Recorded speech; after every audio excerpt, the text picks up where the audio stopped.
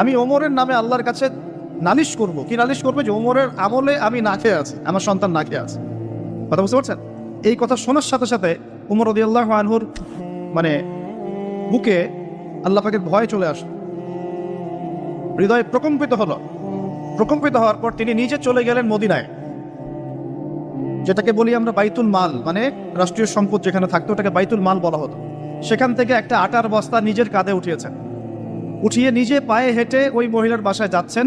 তার পাশে থাকা একজন সাহাবী, তিনি বলছেন, তার নাম আসলাম রাদিয়াল্লাহু আনহু, তিনি বলছেন যে ইয়া আমিরুল মুমিনিন, হে আমিরুল মুমিনিন, আমাকে দিন, আনা আহমেলুক, আমি এটাকে বহন করে নিয়ে যাই। আপনি চলেন, সাথে সমস্যা নেই, আমি বহন করে নিয়ে যাই অ্যাটলিস্ট।